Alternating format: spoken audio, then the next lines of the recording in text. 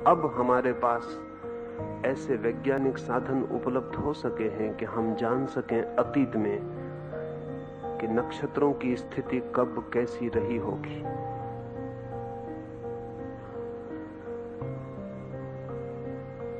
ज्योतिष की सर्वाधिक गहरी मान्यताएं भारत में पैदा हुई। सच तो यह है कि ज्योतिष के कारण ही गणित का जन्म हुआ। ज्योतिष की गणना के लिए ही सबसे पहले गणित का जन्म हुआ और इसीलिए अंक गणित के जो अंक हैं वो भारतीय हैं। सारी दुनिया की भाषाओं में 1 से लेकर 9 तक जो गणना के अंक हैं वे समस्त भाषाओं में जगत की भारतीय हैं और सारी दुनिया में 9 डिजिट 9 अंक स्वीकृत हो गए। उसका भी कुल कारण इतना है कि वे 9 अंक भारत में पैदा हुए और धीरे धीरे सारे जगत में फैल गए। जिसे आप अंग्रेजी में 9 कहते हैं वो अंग्रेजी के संस्कृत के 9 का ही रूपांतरण है। जिसे आप 8 कहते हैं वो संस्कृत के 8 का ही रूपांतरण है। 1 से लेकर 9 तक जगत की समस्त सभ्य भाषाओं में गणित के जो अंकों का प्रचलन है वो भारतीय ज्योतिष के प्रभाव में हुआ। भारत से ज्योतिष की पहली किरणें सुमेर की सभ्यता में पहुंची।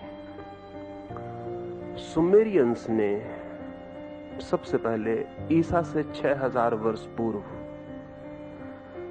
पश्चिम के जगत के लिए ज्योतिष का द्वार खोला। सुमेरियंस ने सबसे पहले नक्षत्रों के वैज्ञानिक अध्ययन की आधारशिलाएं रखी। उन्होंने बड़े ऊंचे 700 फीट ऊंचे मीनार बनाए और उन मीनारों पर सुमेरियन पुरोहित 24 घंटे आकाश का अध्ययन करते थे। 2 कारणों से। एक तो सुमेरियन को इस गहरे सूत्र का पता चल गया था कि मनुष्य के जगत में जो भी घटित होता है उस घटना का प्रारंभिक स्रोत नक्षत्रों से किसी न किसी भांति संबंधित है। जीसस से 6000 वर्ष पहले सुमेरियंस की यह धारणा कि पृथ्वी पर जो भी बीमारी पैदा होती है, जो भी महामारी पैदा होती है, वो सब नक्षत्रों से संबंधित है। अब तो इसके लिए वैज्ञानिक आधार मिल गए हैं और जो लोग आज के विज्ञान को समझते हैं वो कहते हैं सुमेरियंस ने मनुष्य जाति का असली इतिहास प्रारंभ किया। इतिहासज्ञ कहते हैं कि सब तरह का इतिहास सुमेर से शुरू होता है। 1920 में चिजेवस्की नाम के एक रूसी वैज्ञानिक ने इस बात की खोजबीन की कि जब भी सूरज पर हर 11 वर्षों में पीरियोडिकली बहुत बड़ा विस्फोट होता है। सूर्य पर हर 11 वर्ष में आणविक विस्फोट होता है और चिजेवस्की ने यह खोजबीन की कि जब भी सूरज पर 11 वर्षों में आणविक विस्फोट होता है तभी पृथ्वी पर युद्ध और क्रांतियों के सूत्रपात होते हैं। और उसने कोई 700 वर्ष के लंबे इतिहास में सूर्य पर जब भी दुर्घटना घटती है तभी पृथ्वी पर दुर्घटना घटती है। इसका इतना वैज्ञानिक विश्लेषण किया कि स्टालिन ने उसे 1920 में उठा के जेल में डाल दिया। वो स्टालिन के मरने के बाद ही चिजेवस्की छूट सका, क्योंकि स्टालिन के लिए तो अजीब बात हो गई।